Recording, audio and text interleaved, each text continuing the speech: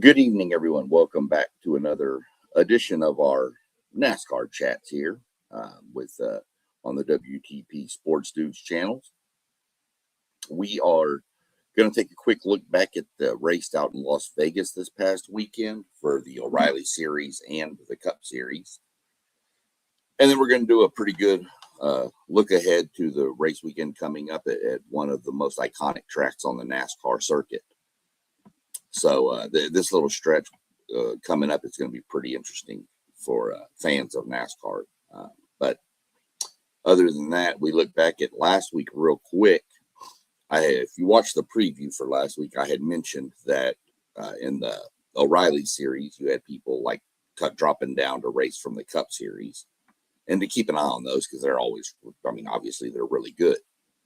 Well, of course, as it turned out, Kyle Larson beat Christopher Bell in that race, and the top finisher of the O'Reilly Auto Parts series, one who's a full-time driver in the series, was Sheldon Creed, who I had said keep an eye on his teammate Sam Mayer, because Sam Mayer won the pole and looked really good, but unfortunately, as I've mentioned before, taking what I say, anything involved in motorsports is kind of a toss-up, because about earlier in the race, I don't remember the exact lap, but very early in the race, Sam Mayer had an engine expire and was out of the race. So you go from first place to last place really, really fast. The other names I mentioned, Justin Allgaier came in fourth. Jesse Love is another one, sixth. Carson Kvapil, they're pretty much your standards. Austin Hill, who's always a really good driver in this series. So all in all, it's a pretty good race. But again, when you get the drop downs from the Cup Series guys, they normally take center stage in these races. Flipping over to Sunday's race with the Cup Series, I had mentioned that you had Toyota's dominating this track. And with Toyotas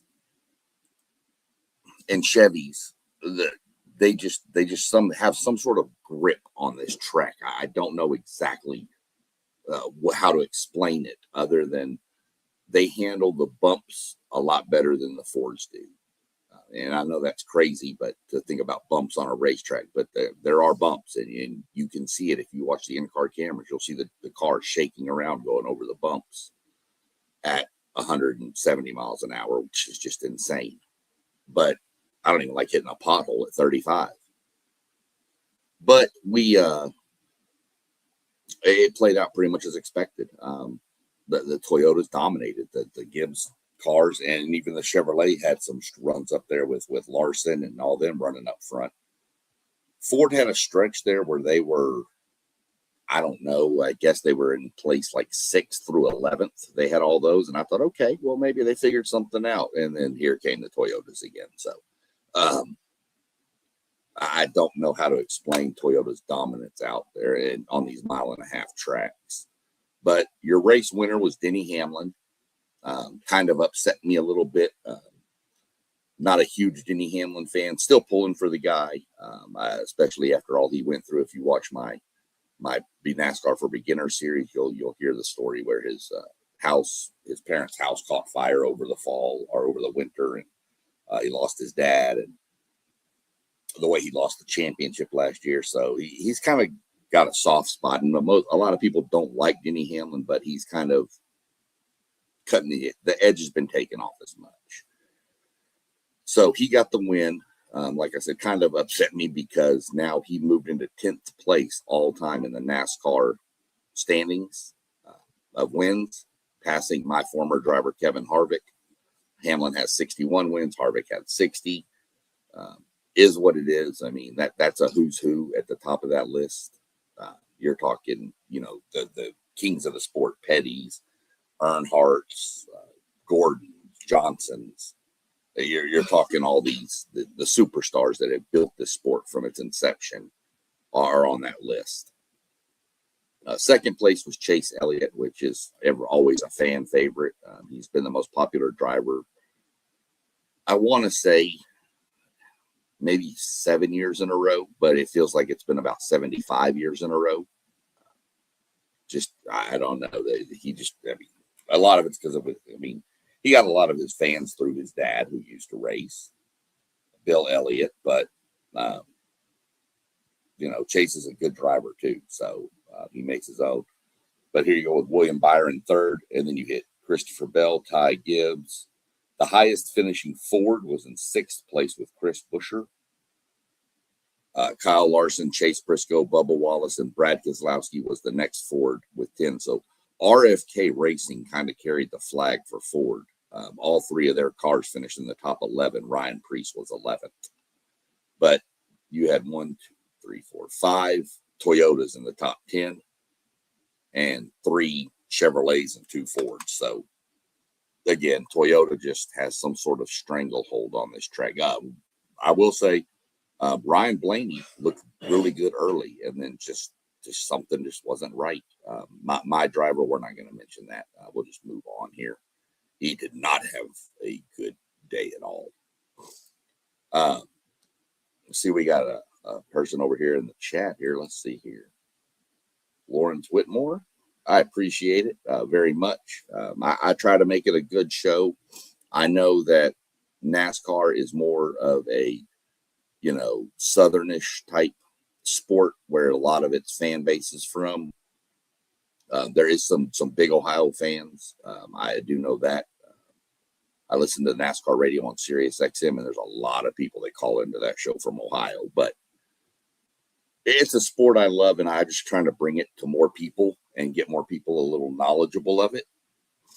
So I do appreciate the support with you tuning in and watching for sure.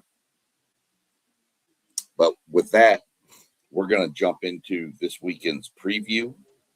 We have all 3 series are racing this weekend. Truck series have been off for the past couple weeks. So we'll kind of go a run through of what the truck series has got coming this weekend. We've got, where'd it go? Here it is. Let's see. Well, if my weekend schedule would work, this would be a lot better. There we go. Look at that. Love technology. Gotta love it. On Friday, we're going to crank up with your truck series practice at 3:30 p.m. on FS2. At 4:35, they'll do qualifying also on FS2.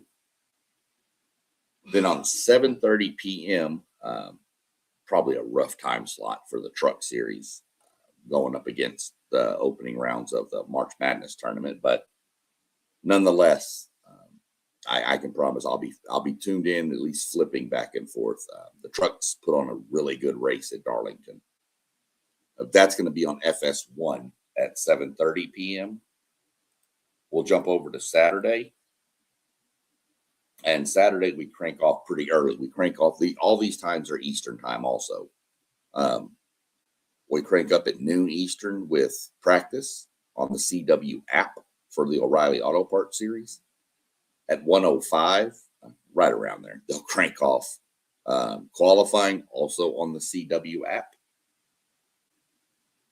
If you have the NASCAR or go to NASCAR.com or have the mobile app, they also do press passes throughout the day where they'll randomly have drivers on, whether qualifying or, you know, before qualifying, after qualifying, before the race, after the race.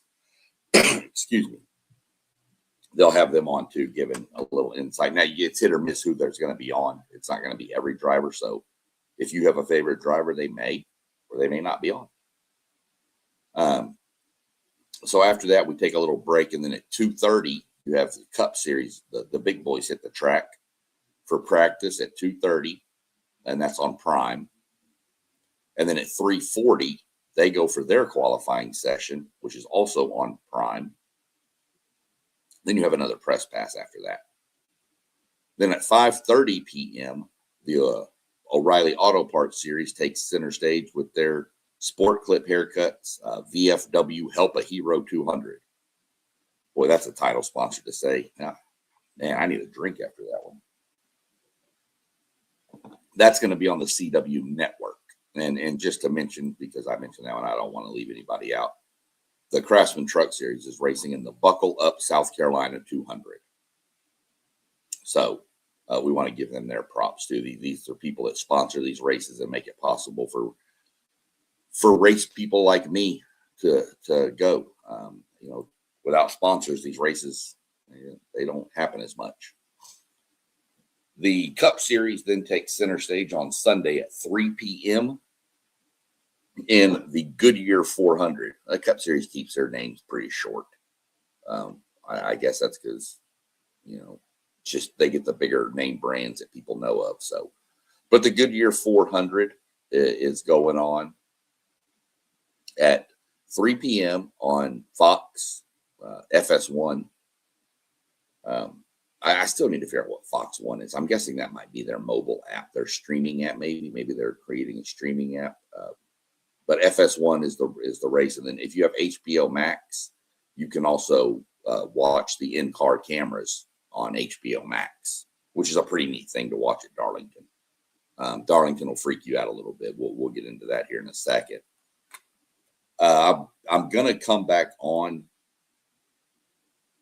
Saturday, probably right before the O'Reilly Series race, in between the Cup race and the O'Reilly race, to do a preview of those two. The Truck Series is because it's Friday, it's going to be rough for me to try to get a preview in for it. But when you're looking at the Truck Series, right now you've got to watch, believe it or not, even though there's, there's quite a few of them. I thought there was less than that, but you've got to watch the Fords right now. They just seem to be strong in the Truck Series. In your point standings, you got Chandler Smith, Ben Rhodes, my driver favorite, Ty Majeski, Lane Riggs. Lane Riggs is just a guy. He just drives. He's super talented. It's kind of crazy to see a Chevy truck so far down in seventh, and I know that sounds weird being in seventh, but that's pretty low for Chevrolet in the truck series. Well, it's still early in the season too, mind you. It's only 3 races, but you got the 3 Fords sitting right there on top. Smith, Rhodes, and Majeski, which are my 3 favorites in this race. Lane Riggs is probably another, and yeah, he's in a Ford. Gio Ruggiero is having a really good season in the number 17 Toyota. Caden Honeycutt's another good one to watch. Stuart Friesen, everybody needs to root for Stuart Friesen. If you go back and look up Stuart Friesen wreck from last year, you'll understand why. This man he came back from that wreck, and it was in it wasn't in the NASCAR series. It was in another series he was racing. But that wreck was brutal. Flipping over the wall. It was bad. But race car drivers just seem to have a short memory, and he just jumped right back in the car as soon as he was cleared. So you got to watch him. We got a fan favorite down here on number 11th place in the standings right now. Brendan Queen. Everybody likes him. Butterbean. That's what his nickname is. So, but definitely keep an eye on the Truck Series. These are some of the younger up and coming. I say younger. Some of them are older that are just in the Truck Series and they like it there. Excuse me, like Ben Rhodes, Ty Majeski. They're a little bit older for the Truck Series. But you've got some, 16, 17, 18-year-old kids racing out here that are super talented, or else they wouldn't be at this level. So we're not going to, like I said, get into the preview too much for the Cup and O'Reilly Auto Parts because I don't like to do that too much till qualifying. The Truck Series, it's just hard because qualifying happens normally on Fridays in the middle of the day. And then the race is right after. So, by the time you get home from work and do all that, then, everything's already set and the race is about to start. So it's kind of what I'm looking at for the Truck Series. We will go jump over here to the Fan Rewards app that I like to mention. Just, where you can get your free merchandise, free tickets, things like that. You'll see I'm at 1,734. If we go to the fantasy team, let's go see how bad. I haven't even looked at this yet this week. Let's see how bad I was last week. Let's see. Last week, well, that didn't work. Let's go back a week. It already wants me to set my lineup for this week. And I was like, dude, I haven't even seen qualifying yet. I'm not doing that. So I had a pretty good week last week, actually. This is my garage who I didn't sub in, and he had 19 points, but everybody else was above him. So I had a pretty good week, 33, 55, 32. Well, total points. I'm sorry, I was looking at place points. 51, 70, 39, 49, and 23. That's a pretty good week. I only got 2 of these right. I knew I'd get this one right. You can see why I don't mention my driver. Got these 2 right, though. So, that's 10 points for setting the lineup, and 10 and 10. So 30 points right there just for 5, few seconds of my time. Let's go back to the fantasy. Let's go see what my 36 for 36 streak is doing real quick. I got 20 points last week. I'll take that. Didn't do so good the week before, you see. So, when today's always a fun one for me for my fan rewards. They do the Powerball. It's not like a ticket for the Powerball. Don't get excited. Because if I win the Powerball, y'all are going to be really annoyed with me. But you just come down here and you click this in your app through your fan rewards on your phone, and won't let me because I've already done it. But you click the little thing, and these little balls start rolling around the track, and then it pops up with how many points you got. Normally it's 10.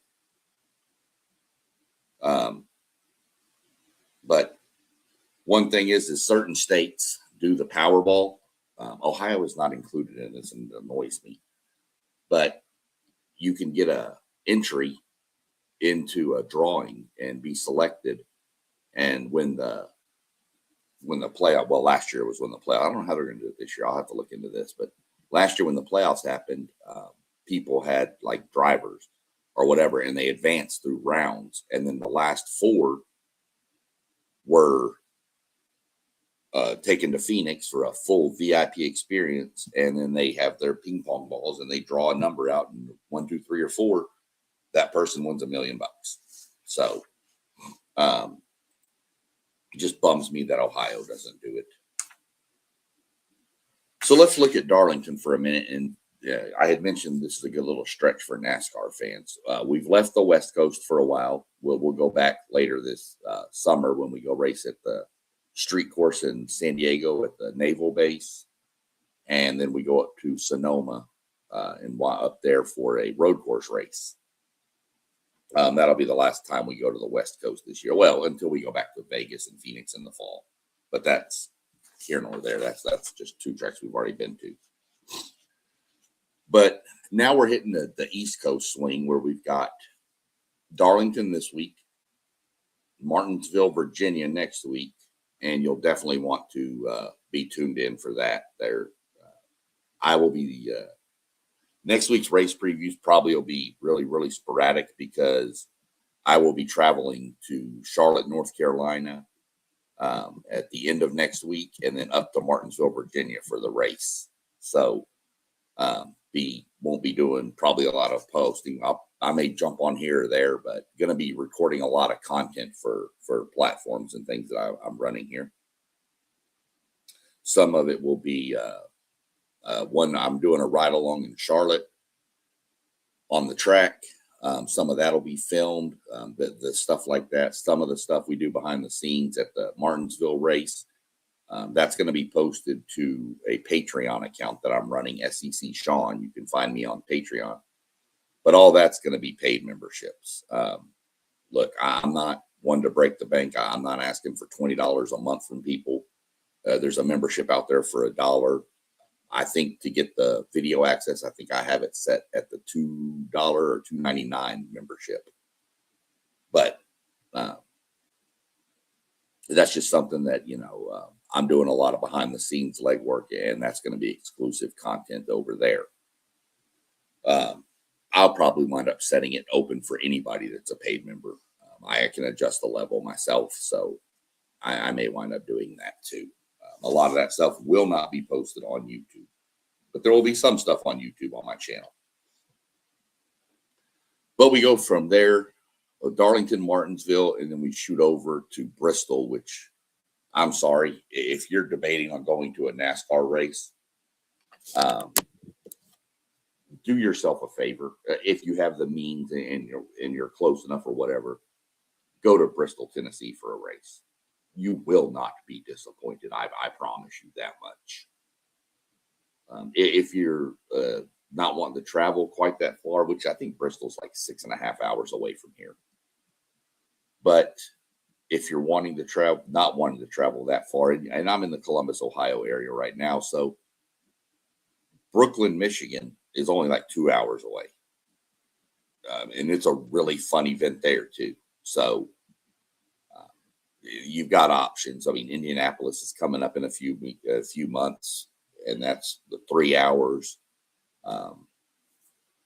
Kansas, St. Louis. I mean, there's tracks within 8 to 10 hours. Probably 8 hours. There's probably a good 4 or 5 tracks that you can reach from the Columbus area. So they're definitely out there. And again, I mean, if you're using the Fan Rewards app and you can get free tickets, why not take them? So this is going to be fun. This is the short track stretch right now that we're going to run into. Bristol is a half-mile track. Martinsville, I want to say Martinsville is an exact mile long, and Darlington is 1.3 miles. So I think this is the longest of the next 3 tracks. It's crazy to think it's the longest track and it's 1.3 miles. So Darlington Raceway is one of my favorites, and it's one of the favorites amongst fans, where you have what they call the Lady in Black is what they call Darlington. Where it got that nickname, I don't know that anybody is really 100% sure, but it's also known for the Darlington stripe, which if you watch the races and go back and you can watch previous races, you'll see why it's called the Darlington stripe, because drivers run about 2 inches off the wall. And when sometimes the cars get a little loose, and then the back end of the car smacks the wall, and it gets a nice little stripe down. It doesn't really hurt the car too much, but some drivers consider it a badge of honor. If you don't have a Darlington stripe, you probably weren't in contention to win the race. So that's one of the little things. So I mentioned it's 1.3 miles. When you go into the turns, it's 25-degree banking. Hard to describe that on the phone, but you're looking, I don't know, somewhere around, this is 90. That's about 45. So somewhere in that range would be, that's in the first 2 corners, 1 and 2. Down at the other end of the track in 3 and 4, they're different, and they're 23 degrees. Doesn't sound like much, but you'd be surprised how much that affects the car. It's also known, turns 1 and 2 are wide. Okay, so Darlington is an egg. Think of it that way. It's an egg. It's just a flat, there's no other way to describe it. It literally looks like an egg. So the first turns 1 and 2 are wide. Turns 3 and 4 are much narrower. And everybody's like, why? Most tracks are symmetrical. Well, the story behind it is when they were building the track, the owner of the track saw all the construction equipment and machinery moving in. He was very concerned because he had a pond out behind the corner out there that he really liked to fish in. And he told them, I don't know about all this. I don't want my pond messed up. That's my fishing spot. And they said, Okay, so they just cut it down shorter so it wouldn't affect his pond. You think about that nowadays. Somebody coming to build something, and you're like, well, I don't want my pond messed up, and they're going to look at you and go, we'll pay you for your pond. You know, you can find a different spot to fish, but this man was adamant, and they said, okay. And so that's why this track is shaped like an egg, because he did not want to lose his fishing spot. I mean, if this sport is not backwoods country as it gets, made from moonshiners, how it started, building racetracks based on fishing spots, I don't know what else is. There's stories of drivers going out back in the day too, real quick, about them going out after practicing or after qualifying and hunting and coming back across to jump in the car for the race with pockets full of squirrels. So, you know, but it's still a great, great thing. Your all-time winners here: David Pearson, 10 wins, Dale Earnhardt Sr., 9, and then it drops dramatically. Gordon, 3, Harvick, 3, Denny Hamlin, 3, Jimmy Johnson, 3, and then Harry Gant, who was just inducted into the Hall of Fame, 2. Hamlin won last year. But, well, actually, Chase Briscoe won the fall race here. Denny won the spring race. This race right here, Denny won last year. And then Briscoe won the fall race the previous year. Again, so Chase Briscoe has won the 2 previous fall races. One in a Ford, one in a Toyota. It's hard to pick against Denny Hamlin on this track. He's been so good at this track. I think 3 of Harvick's wins, I had mentioned Harvick and Hamlin both have 3 wins. Back in 2020, the COVID year, NASCAR was racing all over the place, and they were racing, midweek races. They were trying to catch the schedule up, and they raced 3 times at Darlington that year, and wound up being Harvick, Hamlin, Harvick, which that year I think Harvick won 9 races and Hamlin won 8. They just dominated every weekend. It was one or the other. And there were some races where they would race 2 races on a weekend, a Saturday and a Sunday. And they did it in Michigan, for example, and Pocono. And like in Pocono, Hamlin would win Saturday and Harvick would win Sunday, or vice versa. In Michigan, it was, Harvick won Saturday, dominated. And then Sunday, Hamlin was leading and then blew a tire. And then Harvick wound up winning. It was just some weird circumstance that week, that year. Well, that whole year was a whole weird circumstance. Different subject, though. But it's going to be interesting. Watch your Toyotas again here. The Fords do pretty well at Darlington. I will say that. But just realize that if you're watching a certain car and he's not up near the wall, he's probably not in a real good car. That's the preferred line, is right next to the wall. Crazy, unique racetrack, fun racetrack. This is going to be really exciting to me because we're bringing the same tire. It's the same tire they had last year here, but they've increased the horsepower from 670 to 750 on this style track. So you've got a tire that's a little softer, you've got more horsepower, and you have a track that chews tires apart. It's just like a cheese grater on these tires. Anytime there's a chance you're coming to get 4 fresh tires on that car, the fall off will be drastic. By fall off, if you're doing 100 miles an hour on a fresh set of tires, you might turn around and do 95 after 2 laps. And that's as fast as you can go because you're losing grip. So the fall off can be pretty substantial. Of course, it's not measured in miles per hour. It's measured in time. So normally you'll hear them say, well, the fall off after 20 laps is 3 seconds. Well, if you're running 3 seconds slower than you were and somebody comes and gets tires, they're 3 seconds faster. in 3 seconds on a track where you're making laps in roughly, 35 seconds, 6 laps, and they're on you. So pretty interesting, pretty neat. We're going to watch and see how qualifying goes, see how everything goes. I'm really hoping my driver, Josh Berry, he's pretty good on the short tracks. I'm hoping he can turn it around. We need to climb out of the hole he dug himself. Other than that, I know we got a lot of basketball action kicking off this weekend. So, I get it's going to be hard to tune in. But if you get a chance in between games or you're not interested in one of the games that might be on, flip over to one of the channels I mentioned and just tune in for a little bit. See what you think. It won't be as fun for you as it will be going to the track, but it's still pretty crazy to watch what these guys do with a car.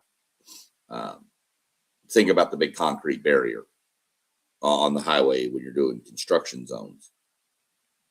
Just think about running, 150 right through there and putting your car 2 inches off that concrete barrier. I ain't doing it. So, other than that, we do want to give a quick shout out. You can see all of our channels rolling down there at the bottom. WTP for Life, Level Up Sports 10, Parlay Poe. That's the Blitzburg podcast, Postgame 86 with his podcast. Lots of great basketball content coming out of Postgame. City League TV on Facebook and YouTube. One Take Zaya on there. He's got some pretty good content rolling over there as well. Of course, you're on my channel with SEC Sean right now. We're getting pretty in depth, getting pretty ready to kick off some hockey talk with the Blue Jackets. Actually sitting 1 point out of the playoffs right now, so we're going to keep pushing that narrative. We have our webpage, WTPSportsDudes.com, that has been created. You can go check it out. You can read a little bio about all of us that are hosts on this show, on these channels, and there's a place to answer questions that they've posted some questions, and there's a link in there to post your own questions or email them to us. So if you want a question you want about any sport, it doesn't matter. We'll answer it. We'll definitely get it squared away for you. And then you also have, what else is on that page? Just some episodes you can listen to. There's quite a bit of information about the guys, and we're updating it as we go. This has only been up and running for maybe a month now, so still in the infancy stages, but we're getting it there. You heard me mention my Patreon account. There's also one for the WTP Sports Dudes, which also has a membership tier. Some of my content will be posted there for members only as well from the weekend upcoming when I'm doing all my NASCAR trip. So that's all on their Patreon account. If for some reason you can't tune in and watch the video, if you have access to a Spotify, you can find WTP Sports Dudes 2026 is a podcast you can search for. All these episodes are uploaded to Spotify as well. There's also mine, which is NASCAR Talks, as a podcast on Spotify. Won't get all the content, but it'll be all NASCAR content you want. That'll be uploaded to Spotify just as well. So there's numerous ways to catch up with us. We do monitor comments. If you drop comments on these videos, they'll be responded to, and we'll get it taken care of. Whatever, if it's a question, concern, something you want to see more of, something you want to see less of, we will definitely get to it for you. So y'all go like, subscribe, share this, hit the little notification bell. Doesn't cost anything to like, doesn't cost anything to subscribe. Just helps the channels grow. So if y'all mind to do that for us, we'll keep making the content y'all want. Just let us know what it is, and we'll take care of it. Other than that, everybody have a great evening, and we're going to jump off here. And I believe at 8 o'clock tonight, also, this is Wednesday, March 18th, at 8 p.m. tonight, you can tune in and you'll have our boy Mossberg of Level Up Sports 10 jumping on. With it being National Women's Month, he's doing a Women's Wednesday. Not sure exactly what he's got rolling tonight, but definitely tune in. He's always got some great content, great interview stuff on his page as well. He's done interviews with numerous people. He's a great interviewer. So other than that, ladies and gentlemen, y'all have a good evening, and we're going to drop a checkered flag on this one, and we'll crank up with the green in a couple of days.